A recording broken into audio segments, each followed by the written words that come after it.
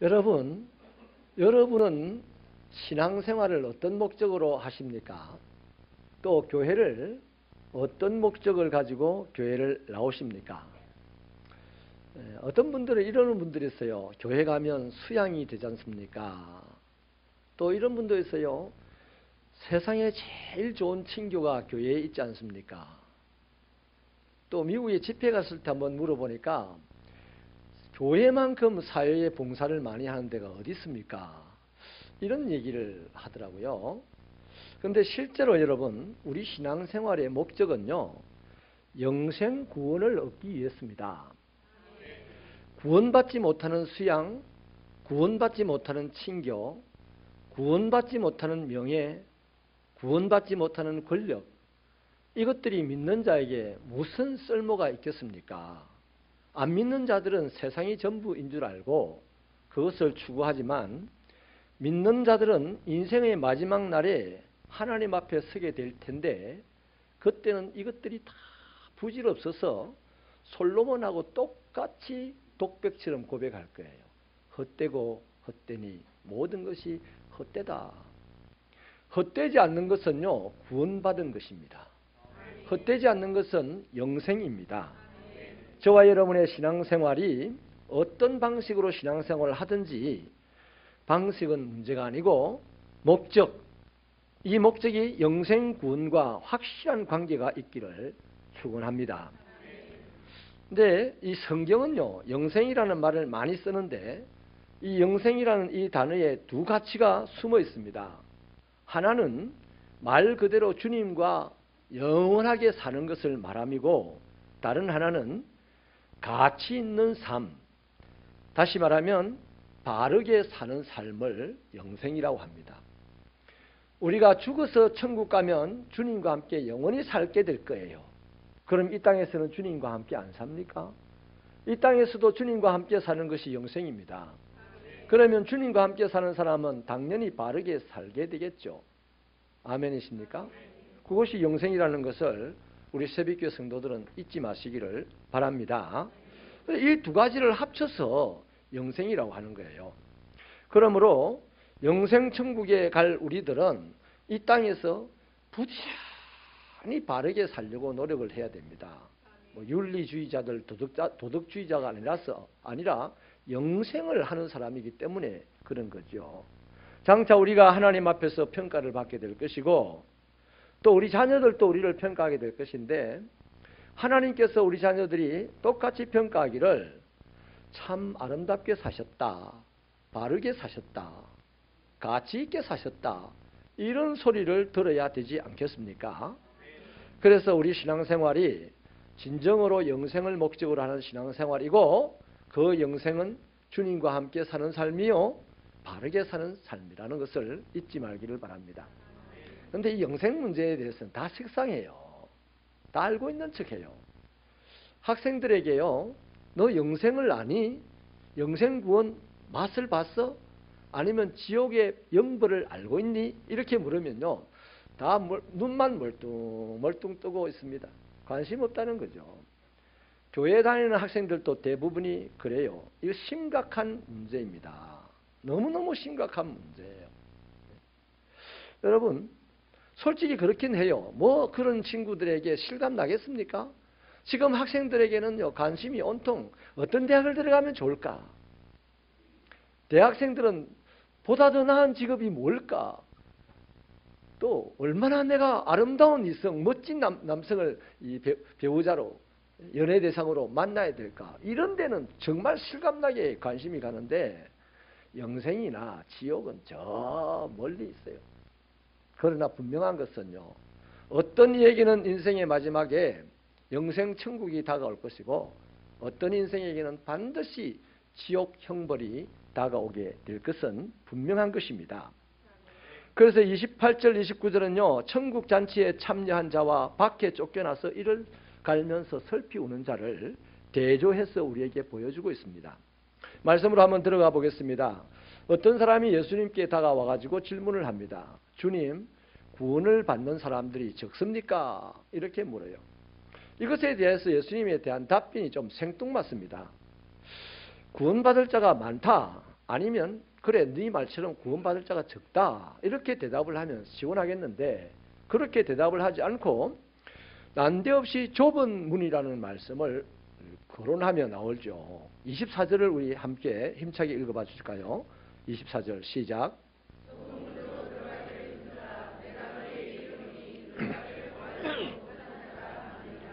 아멘. 만약에 시험을 치를 때 시험 문제에 영생을 얻은 자가 적습니까? 이런 질문을 했으면 답은 적다, 많다 이렇게 답을 해야 됩니다. 지식의 답. 그러나 예수님은 그렇게 하지 않으시고 오히려 좁은 문으로 들어가라 이렇게 말하죠. 이 좁은 문은 다른 말로 하면 구원의 문이고 천국에 들어가는 문이죠. 이렇게 볼 때 예수님은 이 사람의 질문에 구원받는 자가 많다 적다 이거에 대해서 그렇게 큰 관심을 갖고 있지 않다는 거죠. 오히려 사람들이 구원을 받는 과정과 방식을 지금 자세하게 가르쳐주고 있다는 것입니다. 여러분, 사람들은 하나같이 다 천국 가고 싶어 해요. 천국 가기 싫어하는 사람은 한 명도 없습니다. 그런데 천국 문에 들어갔더니 천국 문 앞에 갔더니 문이 너무 작고 좁아요. 내 몸이 끼어서 못 들어가는 겁니다. 바로 그것을 24절에 들어가기를 구하여도 못하는 자가 많다라고 지금 표시하고 있는 거예요. 안 들어가는 게 아니라 못 들어가는 겁니다.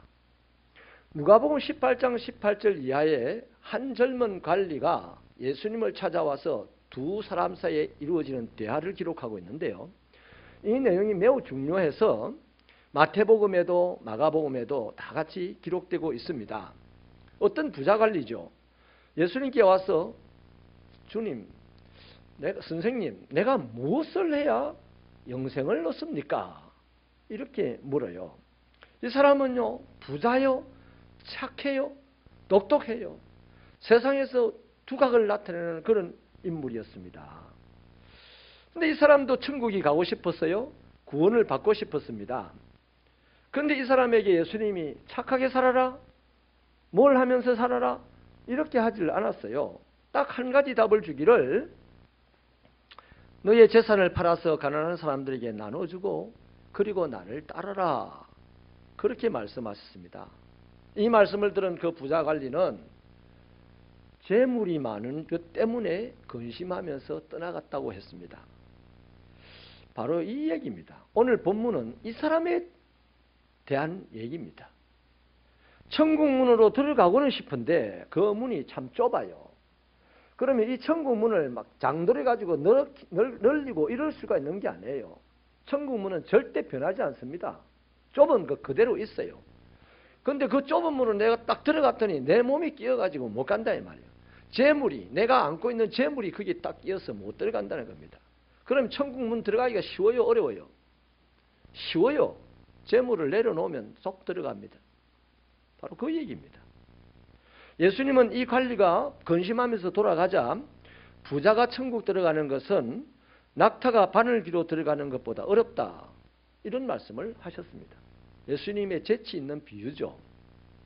이 재치 있는 비유를 제자들이 듣고 깜짝 놀랍니다. 제자들이 생각하기에 저 부자 관리는 얼마든지 천국부터 할 수 있는 사람인 줄 알았습니다. 너무 착하게 살았고 너무 모범스럽게 살았고 너무 예배도 잘 들었던 사람이라고 생각했던 그 부자가 천국을 못 가겠다고 하니까 주님, 천국 가는 사람이 있겠습니까? 너무 절망스럽게 질문을 해요. 그래서 예수님은 사람으로는 할 수 없는데 하나님으로는 가능하다 그랬습니다. 여기서 예수님은요, 잘 보십시오. 오늘 우리 본문은 좁은 문이랬습니다. 천국 들어가는 문이 좁은 문이라 했습니다. 그런데 그 부자 관리를 만나고 난 다음에 예수님은 천국 문을 낙타 바늘기라고 합니다. 좁은 문보다 더 좁다고 그랬습니다. 이거 앞에 실족하고 갔어요, 그 사람. 오늘도 직접 이 문제에 영적으로 딱 부딪히면 실족하고 갈 사람이 많습니다. 가야 돼. 힘들게 뭐 하려고 그렇게 예배당에 다녀요. 그러나 우리 새벽교회 성도들은 실족하지 않게 되기를 축원합니다. 바늘 기처럼 작든지 좁은 문이든지 상관없어요. 들어가기는 쉬워요. 예수 믿는다면 나를 설림하게 만들면 되는 거예요. 내 가진 것을 내려놓으면 얼마든지 들어가는 겁니다. 그래서 주님은 많다 적다 대답을 하지 않으시고 천국 문이 좁다 이렇게 대답을 하신 거죠. 여러분, 천국 가고 싶고 구원받고 싶고 이렇게 해도 못 받고 못 들어가는 이유는 천국 문이 좁아서가 아니고 내가 너무 비대해서 그렇습니다. 그래서 예수님은 좁은 문으로 들어가라 이렇게 말씀하지 않고요. 뭐라고 말씀합니까? 오늘 좁은 문으로 들어가기를 힘쓰라 이랬습니다. 그 힘쓰라는 이 단어는 히브리어로는 싸우라, 투쟁하라는 단어입니다. 전쟁 용어예요. 그래서 전쟁을 하듯이, 여러분 전쟁할 때 총 가지고 와야 되지 도시락 통을 한 짐 짊어지고 가는 사람이 어디 있습니까? 전쟁터에 나가는 군사가. 그래서 여러분 마태복음 7장 13절은요 이렇게 말을 합니다. 동일한 본문을 좁은 문으로 들어가라. 멸망으로 인도하는 문은 그 문이 크고 넓어서 많은 사람이 찾지만 생명으로 인도하는 문은 그 문이 좁고 길이 협착해서 찾는 이가 없다. 이렇게 말씀합니다. 이 마태복음 7장 13절에 있는 오늘 본문과 동일한 이 말씀은 좁은 문과 넓은 문을 비교해 주는 것이죠. 그런데 우리가 읽었던 이 본문 누가복음의 좁은 문은요, 우리가 좀 더 의지적으로 결단하고 힘써서 스스로를 작게 만들어야 이 좁은 문으로 들어갈 수 있다는 말씀을 해주는 겁니다. 훨씬 더 적극적으로 지금 주님이 말씀을 하는 거죠. 여러분, 솔직히 사람들은 세상을 살면서 천국 가기 전에 내가 천국 간다고 자신을 합니다. 믿으니까. 그런데 그 사람이 이 세상을 살면서 점점 더 많이 모으고 더 많이 쌓고 더 많이 주렁주렁 달고 그렇게 살려고 애를 씁니다. 저는 명함을 한 번도 만들어가지고 사용해 본 적이 없습니다. 그런데 이 명함을 가끔 받을 때 굉장히 불쾌한 경우가 있어요. 명함 읽기도 힘들 정도로 그냥 많은 내용을 적어놨어요. 안 읽습니다. 아이고 감사합니다 하고 그냥 슬쩍 이렇게 버립니다. 여러분, 얼굴이 명함입니다. 그 얼굴에 평안이 있고 그 얼굴에 기쁨이 있고 그 얼굴에 담대함이 있다면 그 사람 훌륭한 사람입니다. 할렐루야. 여러분, 이렇게 많이 달고 많이 쌓고 많이 가지고 살려고 애를 쓰는데 반면에 그건 익숙한데 나누고 떨어내고 버리고 하는 것은 몹시 부담스러워하거나 심지어는 두려워하면서 삽니다. 너나 없이 다 그래요. 예수를 믿어도 그래요. 그래서 큰 문과 넓은 길은 예수를 믿는 사람이거나 믿는 사람이거나 다 관계없이 사람에게 높임을 받고 사람에게 대접을 받고 하는 길이죠. 성공하고 높아지고 자랑할 만한 길이죠. 그래서 모든 사람들이 그 길을 가고 싶어하는 길입니다. 그런데 반대로 좁은 문은 어떻습니까? 사람들에게 인기가 전혀 없습니다. 대접받는 길이 아닙니다. 종처럼 살아야 되는 길이고 섬겨야 되는 길이고 내 자아와 내 지식과 내 재물과 내 지위와 내 권력과 배경과 공로와 내 착한 을을 다 내려놓지 않으면 들어갈 수 없는 길이기 때문에 좁은 문은 어려운 길이라는 거죠. 내가 아주 작아져야만 됩니다. 사도 바울은 이것들을 다 배설물처럼 버리고 십자가만 붙들고 갔기 때문에 나는 천국문에 당당히 들어간다, 들어가서 상 받을 거다 하고 큰 소리로 외치면서 이 세상을 떠나시지 않았습니까? 그럼 이것 사도 바울처럼 이것을요 사람이 한다는 것은 매우 어렵습니다. 불가능한 일입니다. 그래서 근심하는 청년이 근심하면서 돌아간 거예요. 그 청년이 못돼 먹은 사람이 아니에요. 아주 신앙생활을 나름 잘했던 사람이에요. 당시에 모든 사람들은 가장 훌륭한 사람이라고 생각했던 사람입니다. 바리새인 중에 바리새인 정도가 되는 사람이에요. 그런데 이 사람도 못하고 갔으니 제자들은 얼마나 맨날 예수님 앞에서 치고받고 싸우고 막 아전투구하고 수군거리고 하는 제자들은 얼마나 절망을 하겠습니까? 그래서 아무도 천국 못 가는 거 아닙니까? 이렇게 하자 예수님은 사람으로는 할 수 없지만 하나님은 가능하다 이렇게 말씀하셨는데 이것이요 우리에게 오늘 꼭 각인시켜 놓고 봐야 될 대목입니다. 여러분, 우리는 깨달아야 합니다. 내가 오늘 예수 믿는 사람으로서 이 세상을 살면서 고난을 받습니까? 점점 재물도 위축이 됩니까? 모든 삶에 위축되는 것이 많아서 어렵습니까? 힘듭니까? 그렇다면 따라하십시다. 하나님이 나를 작게 만드시는구나. 하나님이 나를 왜 작게 만들겠습니까? 행복하라고, 천국 가라고, 당신이 있는 곳으로 오시라고, 그렇게 나를 슬림하게 만드는 것으로 깨닫기를 바랍니다.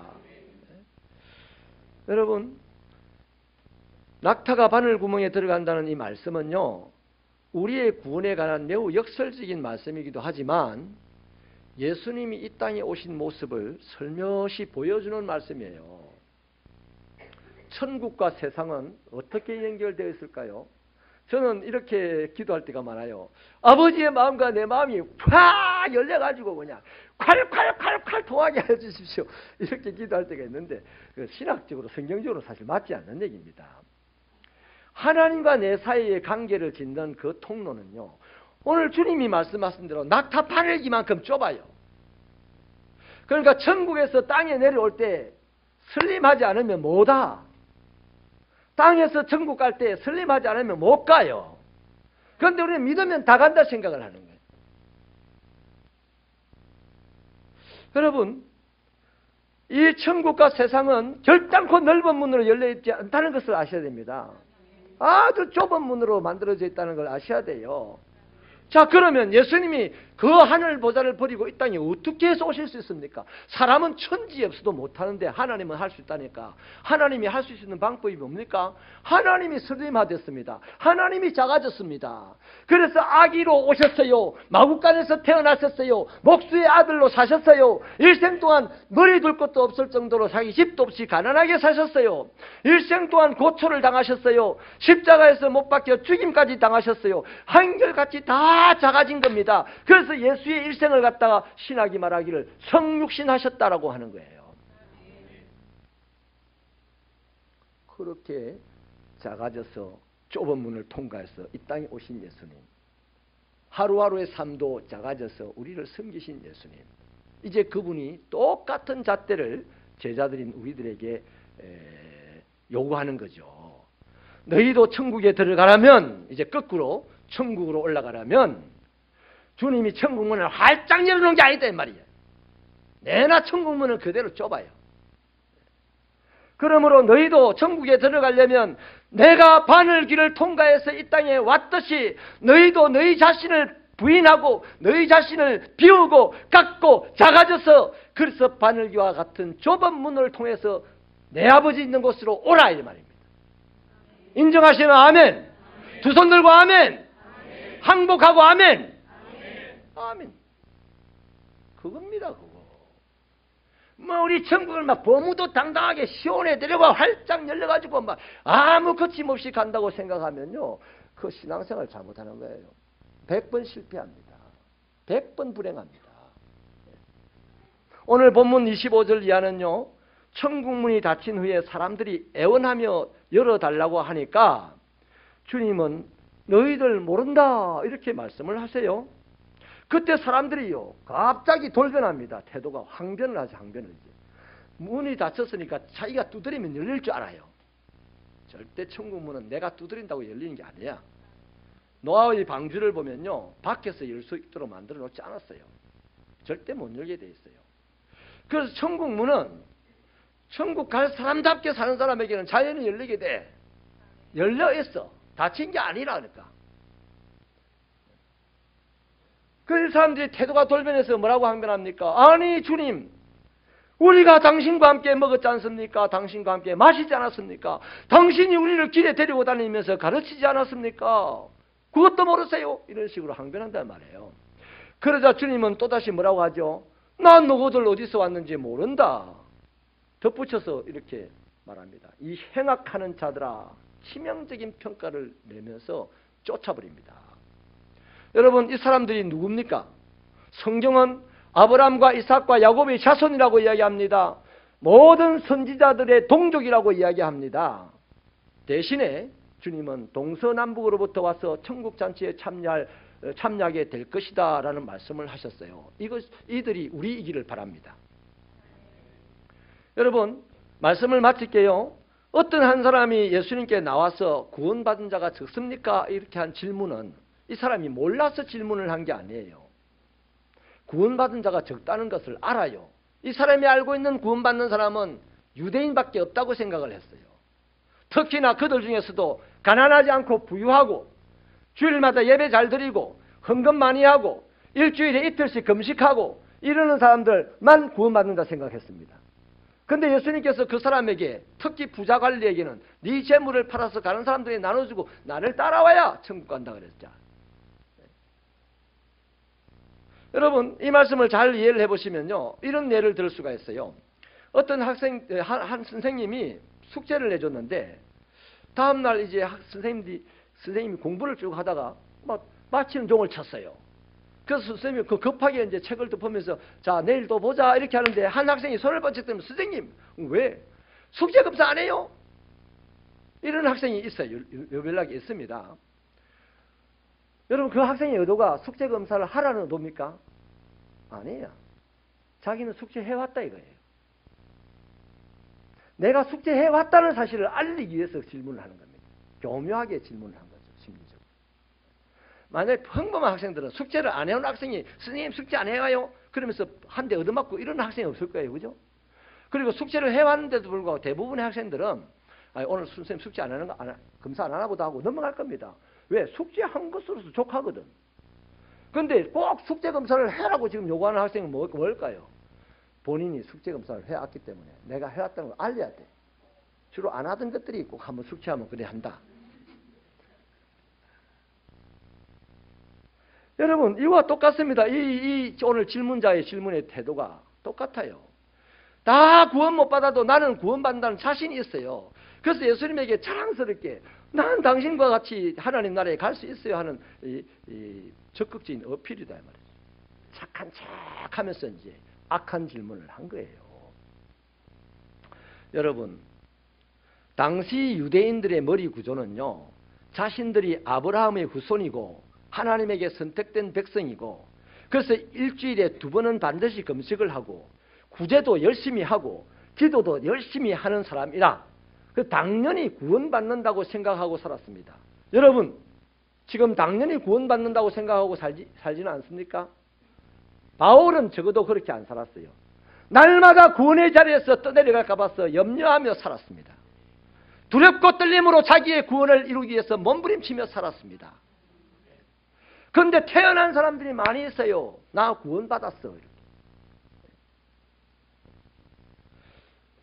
여러분이요, 이 사람들은요, 하나님의 구원에서 떠내려갈 것이라고는 꿈에도 생각지 못한 사람입니다. 예수님에게 나 너 모른다는 소리를 들을 것이라고는 생각지도 못한 사람이에요. 그런 그 사람, 그렇게 자신만만하게 주님에게 질문하는 그 사람에게 주님은 좁은 문으로 들어가기를 힘쓰라 이랬습니다. 우리도 마찬가지예요. 우리도 지금 삶의 방식이 지식으로 구원 못 받습니다. 내가 믿는다 이런다고 구원받는 게 아니에요. 내 삶의 방식이 내가 믿는 그 주님 때문에 그 주님이 원하는 방식으로 살아갈 때 그 사람에게는 항상 구원의 문이 열려 있습니다. 항상 행복의 문이 열려 있습니다. 항상 바르게 살 수 있는 지혜가 열려 있는 줄 믿으시면 아멘입니다. 그래서 너희같이 자기 의에 충만한 자는 절대로 들어가지 못한다. 너의 의를 내려놔야만 들어갈 수 있다는 것이 바로 좁은 문 들어가기를 힘쓰라는 말씀이에요. 여러분, 우리가 자기의 많이 하는데 이 자기의가 어디서 옵니까? 혈통이나 아니면 행위에서 옵니다. 그냥 원래 혈통이 좋은 집안이 있어요. 그 집안의 자녀들은 다 자기의가 있습니다. 또 자수성가한 사람들 다 자기의가 있잖아요. 그거와 비슷한 얘기입니다. 이 유대인들은요, 하나님을 위해서 일도 많이 했고 하나님의 율법도 많이 지켰습니다. 우리식으로 말한다면 이런 거죠. 한 목사님을 예를 들게요. 저는 4대째 목사를 하는 집안의 목사입니다. 우리 고조 할아버지는 순교를 당하셨고 우리 정조 할아버지는 총회장님으로 역임하셨고 우리 아버지는 개척교회를 200개를 하셨고 저는 지금 대형교회 담임 목사입니다. 그럼 이 사람이 자기가 구원받지 못했다는 생각을 한 번이라도 할까요? 자기 구원에 대해서 의심을 한 번이라도 할까요? 안 하죠. 안 해. 그래서 멸망에 떨어지는 사람들이 한둘이가 아닐 겁니다. 나도 여러분도 그 때문에 조심해야 되는 거예요. 그 개척교회 200개 세웠다고 구원받는 거 아니에요. 주님의 뜻대로 살려는 이 몸부림, 자기 의를 내려놓고 자기 비대함을 슬림화해 나가는 이 삶을 사는 사람에게는 언제나 항상 열려있는 것이 구원의 문이라는 말씀이죠. 아멘이십니까? 그래서 여러분, 제가 비약해서 드린 말씀이지만 오늘 이 말씀은 바로 이 부분을 말씀하는 겁니다. 혈통과 행위를 근거로 하는 자기 의와 공로가 깨어지고 부서지고 가루가 되고, 그때 드디어 예수 십자가가 보입니다. 그 예수 십자가를 붙들고 나가면 아무것도 가진 것이 없어도 주님의 영광이 확 보이게 되고 열린 문을 향해서 날마다 걸어갈 수 있게 되는 거예요. 그런 축복된 성도들이 되시기를 축원합니다. 문 열어놓고 기다리시는 그 주님도 내가 볼 수 있다 이 말이죠. 여러분 기억을 하십시다. 예수님께서 하늘 영광을 버리시고 하늘 길을 통하여 이 땅에 오셨다는 것을 잊지 마시기를 바랍니다. 수월하게 오신 게 아니다 말이에요. 그 큰 권세와 능력을 부인했습니다. 아무것도 없는 자처럼, 아무 힘도 없는 자처럼 십자가에 자기 몸을 주었습니다. 오늘도 바늘귀와 같은 좁은 문을 통과해서 우리가 천국으로 가야 해요. 그분처럼. 기독교는 한마디로 자기 의를 부인하는 그런 종교입니다. 천국문은 좁은 문이고 바늘귀입니다. 예수님이 이 문으로 오셨고 우리 또한 이 문을 통하여 그분에게로 갈 겁니다. 그렇지 않고는 그분을 만날 수 없어요. 절대로 없어요. 그래서 누가복음 9장 23절이요.